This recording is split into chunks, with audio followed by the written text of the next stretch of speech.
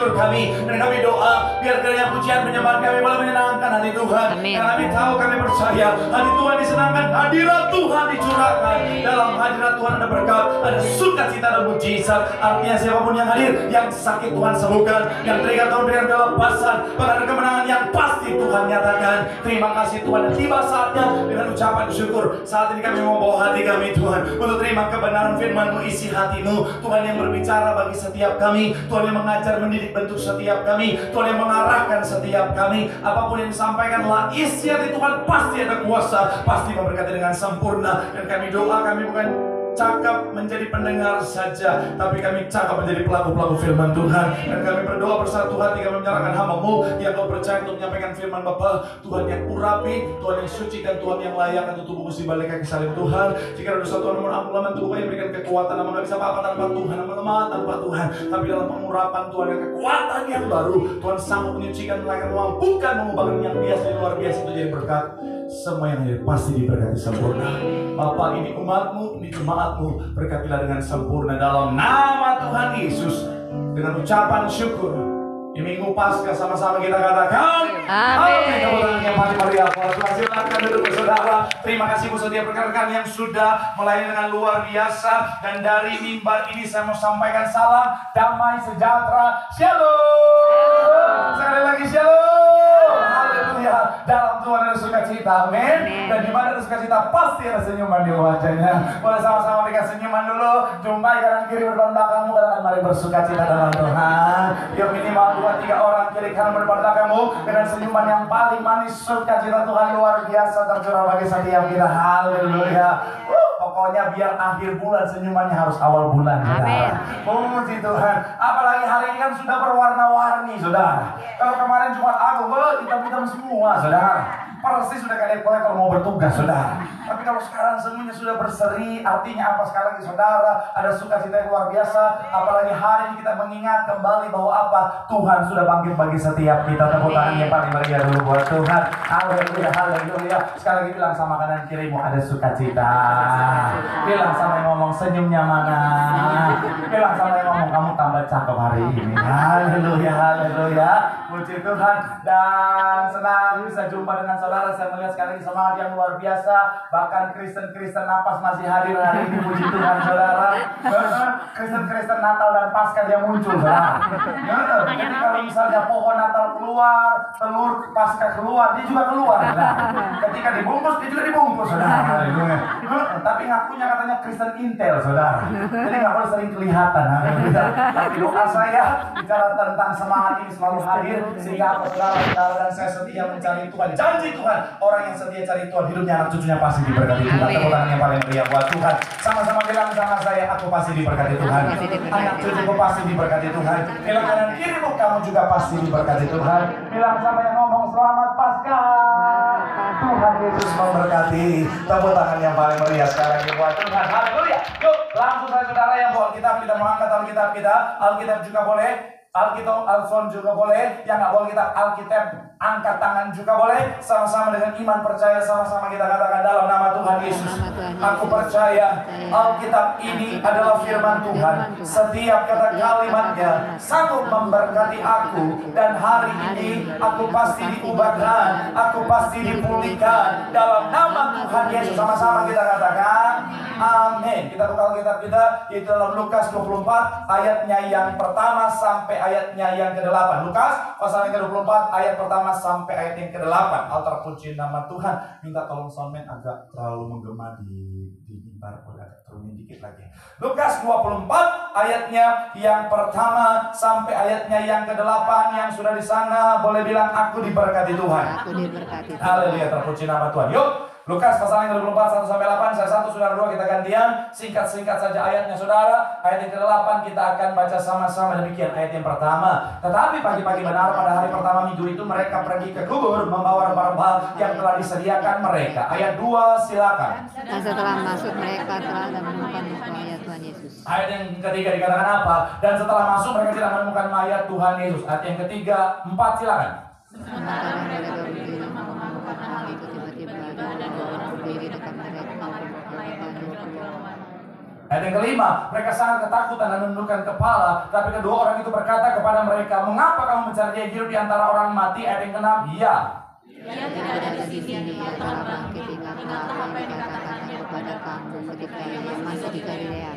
Ayatnya yang ketujuh dikatakan apa? Yaitu bahwa anak manusia harus diserahkan ke tangan orang-orang berdosa dan disalibkan dan akan bangkit pada hari yang ketiga. 8 sama-sama 3. Ya, maka teringatlah mereka akan perkataan Yesus itu. Nah, apa yang kita baca berkaitan dengan apa yang kita rayakan hari ini, saudara, kita peringati hari ini tentang kebangkitan Tuhan. Dan kebangkitan Tuhan adalah satu peristiwa yang sangat spektakuler, saudara. Kenapa? Karena ini menyatakan bahwa dia adalah Mesias, bahwa dia adalah Tuhan dan Juru Selamat, saudara. Dan saya mau bilang, saudara, karena kejadian ini sangat spektakuler, makanya ada orang-orang berusaha untuk menutupi kejadian ini, saudara. Karena bicara tentang kejadian ini, bicara tentang kemenangan yang besar, iblis berusaha untuk menutupi ini, saudara. Dimana kita tahu kisahnya dalam Alkitab, ada banyak orang, terutama para imam-imam pada waktu itu, saudara, yang akhirnya, saudara, membayar orang untuk supaya apa? Membuat cerita bahwa apa? Oh, kalau dia tidak di dalam kubur, kenapa? Bukan karena dia bangkit, tetapi karena murid-muridnya mencuri jasadnya pada saat malam. Tapi akhirnya apa? Kebohongan itu dengan mudah dipatahkan karena Tuhan Yesus menampakkan diri bukan hanya kepada murid-muridnya saja, tetapi kepada banyak orang. Bahkan ada ribuan orang pada saat itu yang menyaksikan sendiri kebangkitan Tuhan, saudara. Dan kemudian apa? Muncul lagi usaha-usaha untuk mengaburkan tentang kebangkitan Tuhan, tentang kematiannya di atas kayu salib, dan juga kemenangannya atas maut itu, saudara, dengan berkata apa? Oh ya, karena dia memang nggak disalibkan. Kenapa dia boleh muncul di depan banyak orang? Karena yang disalibkan adalah orang lain yang wajahnya diserupakan dengan dia. Ada yang bilang itu Yudas Iskariot, ada yang bilang itu Yusuf Arimatea dan lain sebagainya. Tapi sekali lagi saya mau bilang, saudara, kebenaran dibuktikan bahwa apa? Tuhan Yesus mati dan bangkit. Katakan amin. Maka kalau kita tutup Alkitab kita, saudara, sejarawan-sejarawan pada masa itu, saudara, orang-orang yang sekali lagi bukan Kristen, saudara. Contohnya Josephus Flavius ini, saudara, dia seorang sejarawan Yahudi, bukan Kristen, saudara. Pada abad pertama dia mencatat tentang apa? Ada satu pribadi namanya Yesus yang dipanggil guru, orang bijaksana, dan dengan spesifik dia mencatat bahwa Yesus disalibkan, saudara. Bahkan ada sejarawan-sejarawan lain, saudara, bukan hanya Yahudi, bahkan ada orang yang sama sekali tidak mengenal Tuhan. Artinya apa? Dia ateis. Dia juga mencatat bahwa apa, saudara? Tentang Yesus disalibkan, saudara. Tacitus, Plinus, Lysian dan lain sebagainya. Bahkan kitab Talmud Yahudi juga mencatat bahwa apa, saudara? Yesus disalibkan 1 hari sebelum hari Sabat, saudara. Dan sekali lagi saya mau bilang, saudara, bahwa bicara tentang yang namanya kematian dan kebangkitan Tuhan itu benar-benar terjadi. Dan kebangkitan Tuhan itu luar biasa, membangkitkan hal yang luar biasa dalam kehidupan setiap kita. Tepuk tangan dulu yang paling meriah dulu buat Tuhan. Haleluya. Makanya hari saya akan ajak saudara membahas satu tema khotbah, yaitu bicara tentang kebangkitan yang membangkitkan. Sama-sama bilang sama saya, kebangkitan. Sama-sama bilang sama saya, yang membangkitkan. Amin. Doa saya sekali lagi, semua yang hadir semuanya diberkati Tuhan. Tepuk tangan yang paling meriah sekali lagi buat Tuhan. Haleluya. So, apa kebangkitan yang terjadi dalam kehidupan setiap kita dalam kebangkitannya? Yang pertama saya mencatat, kebangkitan Kristus membangkitkan iman. Sama-sama bilang sama saya, kebangkitan Kristus. Sama-sama bilang sama saya, membangkitkan iman. Amin. Kita buka ayatnya yang ke-13 dalam Lukas 24. Ayatnya yang ke-13. Haleluya, terpuji nama Tuhan. Yang sudah di sana boleh bilang, aku diberkati. 3, iya. Pada hari itu juga 2 orang murid dari ke sebelah kampung bernama apa? Emmaus, yang terletak kira-kira apa? 7 mil jauhnya dari apa? Yerusalem. Kalau sudah perhatikan kalimat pertama, pada hari itu juga. Jadi pada hari Tuhan Yesus disalibkan, ketika mereka lihat Yesus disalibkan, Yesus disiksa dan mati di atas kayu salib, pada hari itu juga 2 orang ini, saudara, langsung pulang kampung. Kemana? Ke Emmaus. Emmaus itu, saudara, di Alkitab mencatat, saudara, 7 mil jauhnya, saudara. Dan ini kurang lebih, saudara, 11,2 km, saudara, dari Yerusalem, saudara. Ini berdasarkan peta lama, saudara. Jadi kalau saudara lihat, ini Yerusalem di sini, saudara. Ini Emmaus. Dia tidak terlalu jauh, saudara, 11,2 km, saudara. Dan ini berdasarkan dalam peta lama. Jadi kalau peta lama, kalau saudara lihat, ini boleh gambar selanjutnya. Di peta lama, saudara, kira-kira seperti ini, saudara. Jadi bicara tentang Golgota ada di luar. Karena pada saat itu, saudara, kuburan tidak boleh ada di dalam, saudara. Jadi disinilah tempatnya. Tapi kalau sekarang, kalau saudara lihat tembok yang sudah diperluas hari-hari ini, saudara, dia ada sudah masuk di bagian dalam, saudara, Golgota ini, saudara. Nah, dan yang menarik kalau saudara lihat, mungkin ada yang nanya gini sama saya, Pak Pendeta, di Israel tuh ada dua Golgota Pak Pendeta. Jadi yang satu Garden Tomb, yang satu yang Makam Kudus. Kalau saudara tanya sama saya, mana sih yang sesungguhnya? Kalau dari perspektif saya, dari pelajaran apa yang saya terima, adalah yang di bagian sini, saudara. Oh Pak, tapi itu kan di dalam tembok. Karena sekali lagi, itu masih pada masa itu di luar tembok. Nanti pemekaran baru akhirnya ada di dalam sini. Tapi begini saudara, mau dimanapun Golgota itu, yang harus kita ingat, Tuhan sudah bangkit bagi setiap kita. Amin. Amin. Para murid-murid ketika mereka lihat Tuhan Yesus disalibkan, iman mereka ngalamin goncangan. Makanya akhirnya apa saudara? Mereka tercerai-berai. Mereka akhirnya apa saudara? Pergi sejauh mungkin. Bahkan ada yang akhirnya pulang kampung saudara. Tapi ketika mereka ngalamin perjumpaan dengan Tuhan, salah satunya murid-murid yang ke Emmaus ini saudara, kita lihat ayat selanjutnya dalam ayatnya yang ke-32 dalam Lukas 24 ayat 32. Sama-sama kita baca. 3, ya. Kata mereka seorang kepada yang lain. Bukankah apa? Hati kita berkobar-kobar ketika ia berbicara dengan kita di tengah-tengah jalan. Dan ketika ia menerangkan. Yang selanjutnya mereka kembali ke Yerusalem, saudara. Iman mereka goyah, iman mereka mengalami goncangan ketika Yesus mati di atas kayu salib. Tapi ketika mereka mengalami perjumpaan dengan Tuhan, mereka lihat Tuhan Yesus sudah bangkit. Iman mereka juga mengalami kebangkitan, saudara. Karena apa? Mereka melihat bahwa Tuhan berkuasa atas maut. Ingat kebangkitan, kita ingat bahwa kita punya Tuhan yang kuasanya luar biasa, katakan amin. Dan saya mau bilang saudara, iman yang besar inilah yang akan membuat kita melihat perkara-perkara yang besar terjadi, katakan amin. Artinya apa saudara? Saudara mungkin hadapi masalah, saudara mungkin mengalami sakit penyakit, saudara mungkin mengalami situasi yang tidak mudah. Tapi ketika ingat kebangkitan, ingat kuasa Tuhan, kita ingat kita bersama Tuhan akan melihat kemenangan melalui semuanya, katakan amin. Tepuk tangan dulu yang paling meriah. Saya hari ini saudara tadi pagi di sesi yang kedua di Puri saudara, ada seorang ibu datang sama saya, dia minta doa sekaligus kesaksian. Apa kesaksiannya? Saya ingat minggu lalu dia datang minta doa. Ibu ini saudara, dokter bilang dia harus pasang ring. Dia datang sambil nangis, dia bilang, Pak Pendeta tolong doakan saya. Jantung saya mengalami masalah penyumbatan yang cukup parah. Dan kata dokter harus pasang ring. Tapi saya takut untuk dioperasi Pak Pendeta. Minggu lalu kita doa sama-sama saudara. Singkat cerita saudara, tadi dia datang sekaligus kesaksian. Dia bilang gini, Pak Pendeta, puji Tuhan saya diperiksa, penyumbatan sudah hilang, saya tidak perlu pasang ring lagi. Tepuk tangan dulu yang paling meriah.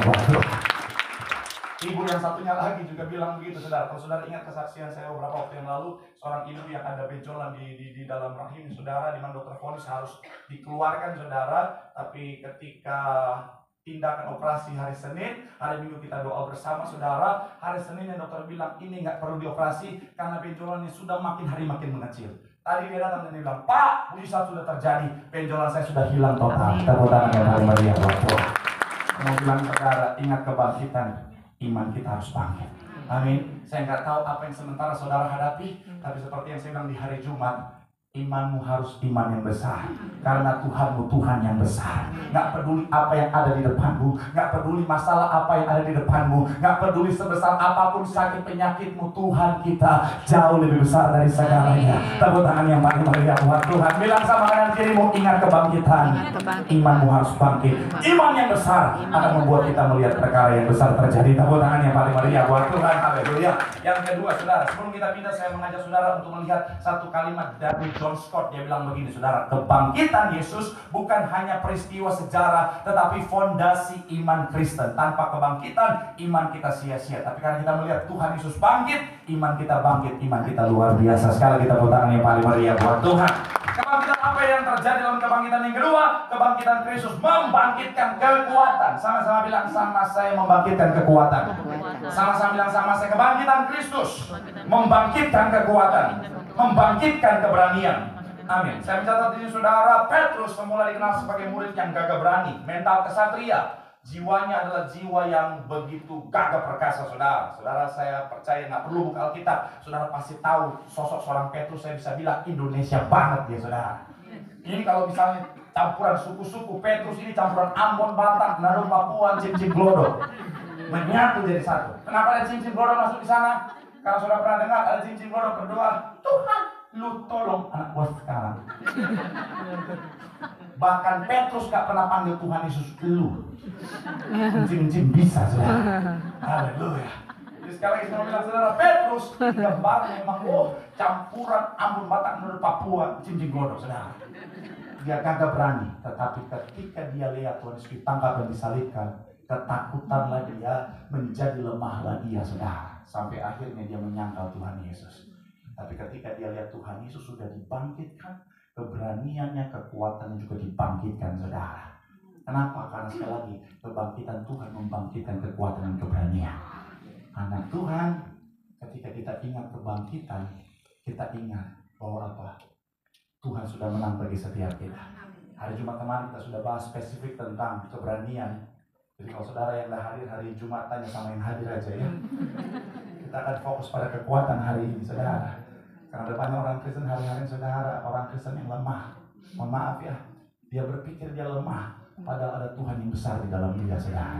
Ada Tuhan yang kuat di dalam dia. Amin. Jadi hati-hati dengan pikiranmu, karena pikiranmu akan menentukan perkataanmu, perkataanmu akan menentukan tindakanmu, tindakanmu akan menentukan kebiasaanmu, kebiasaanmu akan menentukan masa depanmu.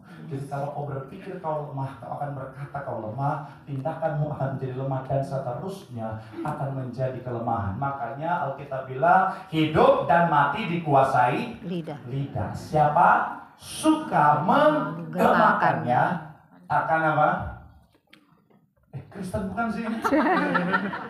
Walaupun mungkin Kristen apa masa nggak tahu kita ayat ini. Siapa suka menggemakannya? Apa itu menggemakan? Menggema. Mas Endo yang tahu dangdut di sini. Menggema itu kalau kita ngomong apa, dia balik lagi, dia kembali. Jadi kalau saudara bilang lemah, itu akan kembali, kau akan jadi lemah. Hati-hati. Ada banyak orang Kristen zaman sekarang dikit itu meminta saya lemah, kau lemah, saya lemah. Sebenarnya jadi lemah beneran, iya kan? Saya mau bilang saudara, pastikan yang mau perkatakan apa. Ingat kebangkitan, perkatakan saya kuat, katakan amin. Shalom bapak-bapak. Pak, jadi kepala keluarga saya tahu nggak mudah Pak. Jadi seorang kepala keluarga saya tahu Pak, di dunia yang hari makin keras ini Pak, di dunia yang makin hari makin berat ini Pak, dimana kadang-kadang dalam pekerjaan, tekanannya luar biasa Pak, betul ya Pak ya. Kadang-kadang dalam pekerjaan kita kadang-kadang tekanannya luar biasa, bahkan ada alasan-alasan bodoh Tuhan, karyawannya udah mau tipes, Tuhan bukan kasih istirahat, kasih semangat. Iya, karyawan udah mau sesak napas, bukan kasih istirahat, kasih motivasi. Yuk bisa, yuk darah Yesus. Tuhan. Iya, ini dari senyumannya pernah ngalamin ini saudara. Iya kan?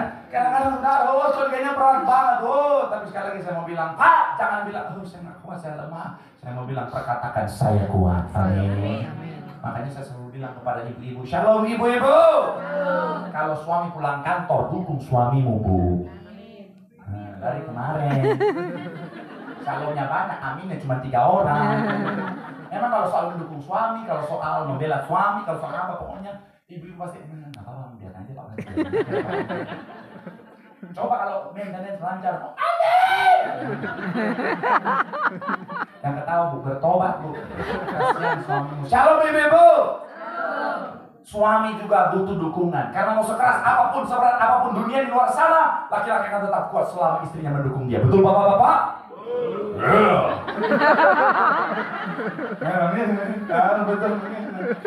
Kasihan banget ada bapak, Tuhan udah capek luar biasa di luar sana, pulang rumah bukan didukung sama istri, dia tekan dia mesti dari mana udah jam segini baru pulang, udah seru nggak berguna lu, cuma goceng lagi yang dibawa pulang aja. Tuhan Yesus. Suaminya sesak napas. Datang ke gereja, iblis. Lakukan gue, mulut lu tuh. Yang mau bilang sekali lagi saudara, anak Tuhan harus kuat, amin. Shalom ibu-ibu. Jadi seorang istri kadang-kadang memang gak mudah, amin. Tapi kalau kau punya suami yang jahat yang bukan main, Tuhan Yesus. Tuhan, tadi saya baru baca satu kesaksian seorang ibu, saudara. Saya baca kesaksian seorang ibu, mohon maaf ya. Dia menikah, saudara, mohon maaf ya. Suaminya udah gak bertanggung jawab. Mohon maaf, suka main judi lagi, saudara. Terus, istrinya disia-siakan, saudara. Istrinya harus berjuang membiayai hidup keluarga, anak-anak, uangnya sering dicolong sama suami buat mohon maaf. Judul, saudara. Kasihan banget ibu itu, saudara. Saya mau bilang, saudara, Bu, mungkin apa yang menghadapi tidak mudah, Bu. Tapi ingat, ada Tuhan yang kuat di dalam engkau. Amin. Saya nggak tahu saudara hadapi apa, tapi saya mau bilang ada Tuhan yang kuat di dalam saudara. Amin. Jadi jangan perkatakan lemah, tetapi apa? Saya kuat, saya kuat. Amin. Pak, tapi istri saya cuma ini kok Pak, ibu rumah tangga. Jangan bilang cuma Pak. Ibu rumah tangga itu justru kadang-kadang kerjanya 24 jam. Kapan dia istirahatnya? Cuma saat ketika anak mau tidur Pak. Betul ibu? Betul. Nah, yang begini aja amin. Tapi betul kan? Saya kan belum balik saudara. Habis itu keenakan di pulang kampung saudara. Akhirnya saya campur. Jadi saya jadi pendeta, jadi bapak rumah tangga. Jadi ibu rumah tangga juga di rumah saya. Oh Tuhan, dan apalagi kau punya anak. Oh Tuhan Yesus, anaknya masih kecil-kecil saudara. Darah Yesus Tuhan. Oh Tuhan, itu memang tantangan luar biasa saudara. Lagi cuci piring, tiba-tiba udah manjat-manjat saudara. Oh Tuhan, lagi ngepel udah bawa gunting kemana-mana. Darah Yesus Tuhan. Dari mana itu gunting bisa tiba-tiba di tangan dia, oh Tuhan. Makanya saya bilang saudara, Pak, kasihan istrimu Pak, dukung dia Pak. Jadi kalau istri udah capek Pak, jangan lagi tambah kasih pekerjaan, tapi kasih tambahan biaya maintenance. Betul ibu-ibu? Memang mata duitan juga. Shalom anak muda. Ingat kebangkitan, ingat kekuatan, amin. Saya tahu jadi anak muda zaman sekarang tuh nggak mudah. Kenapa? Karena persaingan begitu ketat, betul ya. Jadi anak muda zaman sekarang karena sosial media apalagi jadi standar hidup tuh semakin meningkat, saudara. Tapi sekali lagi jangan lemah dengan dunia, amin. Karena anak muda zaman sekarang mohon maaf dikit-dikit, mohon maaf lembek banget, saudara. Anak muda zaman sekarang sampai disebut generasi stroberi, saudara. Stroberi, bayangin stroberi. Stroberi. Dikit banget. Karena dikit-dikit nggak kuat, aku tuh nggak kuat. Baru kerja dikit, aku tuh nggak bisa banget kayak gini, aku tuh nggak bisa banget. Baru dibentak bos dikit, aku tuh toksik banget, bos aku tuh toksik banget. Baru disuruh lembur dikit, oh my god, work-life balance aku tuh keganggu guys. Yesus. Oh Tuhan, orang dulu jungkir balik siang malam kerja nggak ada work-life balance, nggak ada toksik nggak ada.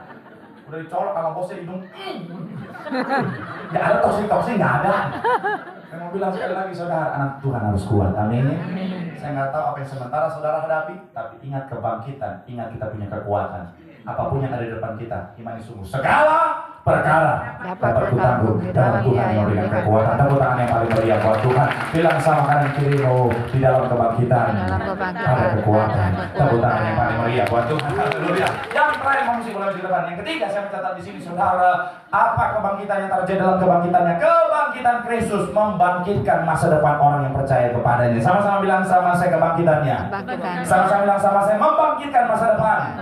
Amin. Ayat 9 dan 10 sama-sama kita baca saudara. Ayat 9 sampai ayatnya yang ke-10 sama-sama. Sampai 5 musik saya menambah di depan. 3, ya. Dan setelah mereka kembali dari kubur, mereka menceritakan semuanya itu kepada ke-11 dan kepada saudara yang lain.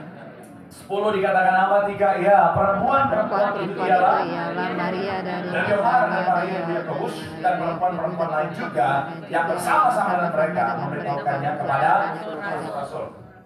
Saudara perhatikan, ada sosok yang menarik di bagian awal ayat ini saudara, yang dinotis begitu spesifik oleh Lukas, yaitu apa? Maria dari Magdala. Siapa? Maria dari Magdala, dia disebut Maria Magdalena. Karena sekali lagi disebut Maria Magdalena karena dia Maria dari kota pesisir sungai Danau Galilea, namanya Magdala. Maria Magdalena. Latar belakangnya, kalau beberapa kejadian Injil Matius, Markus, Yohanes hanya menyebutkan namanya saja, tapi Lukas spesifik mencatat karena dia seorang dokter, jadi dia catat sangat detail. Dia bilang perempuan berdosa, bahkan saking berdosanya dia dikuasai kuasa kegelapan, dikuasai roh jahat, bukan cuma 1, 2, atau 3, tapi 7 roh jahat pernah menguasai dia. Tapi yang menarik ketika dia datang sama Tuhan, dia ada bersama-sama dengan Tuhan dalam fase penderitaan, kematian, bahkan kebangkitannya. Dia alami pemulihan masa depan. Bahkan menjadi orang pertama yang menyaksikan kebangkitan Tuhan. Itu orang pilihan saudara. Oleh karena dosa, iblis berusaha menghancurkan masa depan kita saudara. Karena nggak ada masa depan buat orang yang kuasai dosa. Ending dari orang berdosa adalah kebinasaan. Tapi Tuhan melalui kebangkitannya memberikan kita masa depan yang penuh dengan harapan. Jadi ketika kita ingat kebangkitan, mungkin masa lalu kita buruk, mungkin bahkan keadaan kita hari ini nggak layak.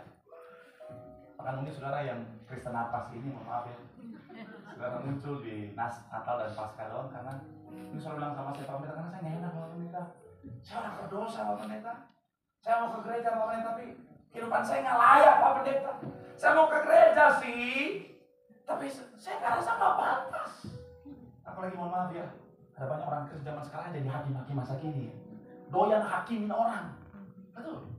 Ada banyak orang Kristen, mohon maaf ya, mudah menghakimi orang sudah. Melihat orang kayak dari tampilan nggak benar itu langsung. Iya kan? Melihat orang yang mungkin kehidupannya nggak benar, langsung. Gosip itu dosa, Bu. Termasuk gosip yang tanpa perkataan. Ada yang masih bingung kayaknya. Tahu gosip tanpa perkataan? Tahu. Body language. Bagaimana tuh Pak Pendeta contohnya?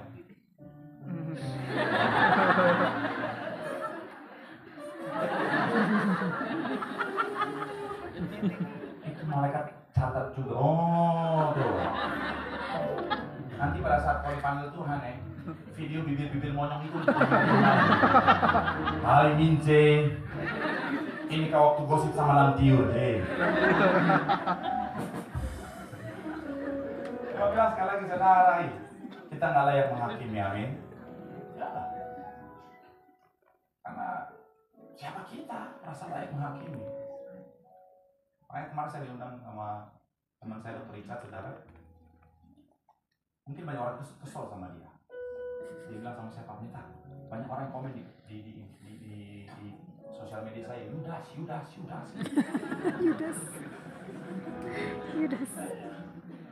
Ya memang sebagai seorang hamba Tuhan saya juga sedih.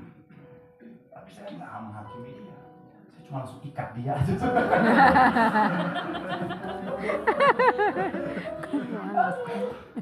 Terus sekali lagi saya bilang, saudara, bukan hak kita loh untuk menghakimi. Karena gini, setiap orang mungkin punya masa lalu yang buruk. Bahkan mungkin hari saudara dalam kondisi di mana saudara nggak layak dihadapkan Tuhan secara manusia. Tapi kalau kita mau datang sama Tuhan, sekalipun kita nggak bisa merubah masa lalu, bersama dengan Tuhan kita bisa mengukir masa depan yang indah. Terus sekali sama saudara, ingat kebangkitan, ingat bahwa kita punya masa depan. Saya akan tutup dengan masa lalu saya. Kalau saya mau evaluasi kehidupan saya, kalau masa lalu nggak pantas buat menjadi orang yang berdiri di depan saudara, buat menyampaikan kebenaran. Kalau saya melihat masa lalu saya nggak pantas jadi seorang pendeta. Tapi oleh karena kasih anugerah Tuhan yang luar biasa, Tuhan melayakkan saya jadi orang yang dulunya udah nggak punya masa depan. Jadi orang yang boleh melihat tangan Tuhan bekerja dengan luar biasa. Datang sama Tuhan. Saudara yang pikir hidupmu sudah hancur, saudara yang pikir hidupmu udah nggak punya masa depan. No. Tuhan yang pegang masa depan kita. Tuhan yang pegang hari esok. Datang sama Tuhan, mati dan bangkit bersama Kristus. Hari depan sungguh ada. Masa depan yang indah pasti di bagian dalam kehidupan. Tepuk tangan sekali lagi yang paling meriah buat Tuhan. Bilang sama anak dirimu, kebangkitannya membangkitkan masa depan. Dia yang jamin masa depan. Tepuk tangan yang paling meriah buat Tuhan. Yang berkati bola pegang tanganmu. Tepuk tangan sorak-sorai yang paling meriah. Terima kasih Tuhan. Terima kasih Tuhan. Tuhan yang luar biasa. Sebab Dia hidup. Ada hari esok, sebab Dia hidup. Ku tak gentar, karena ku tak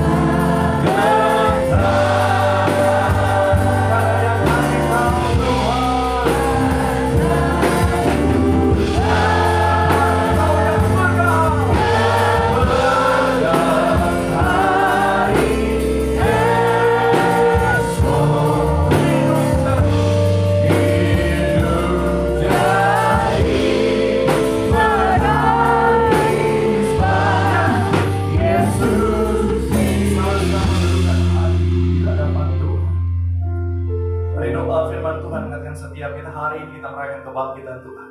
Kebangkitan yang membangkitkan iman setiap kita. Ingat kebangkitan, ingat imanmu semakin dikuatkan. Kebangkitan Tuhan membangkitkan keberanian dan kekuatan. Dunia mungkin berat, masalah tantangan mungkin besar, tapi kau kuat karena ada Tuhan yang besar di dalam setiap kita. Dan yang terakhir, seperti apapun keadaan masa lalu kita, bahkan kehidupan kita hari ini, di dalam Tuhan kita punya masa depan yang indah. Hari depan yang penuh dengan harapan Tuhan sediakan bagi setiap kita yang percaya kepadanya. Sambil angkat tanganmu di hadapan Tuhan, mari pandang Tuhan. Ucap berkat untuk masa depanmu, untuk masa depan keluargamu, masa depan anak-anakmu. Di dalam Tuhan ada masa depan yang indah. Sambil angkat tangan. Yang membelah laut, yang teduhkan badai, yang mustahil pun terjadi karena kuasa-Mu yang pegang hidupku, yang buka jalan bagiku.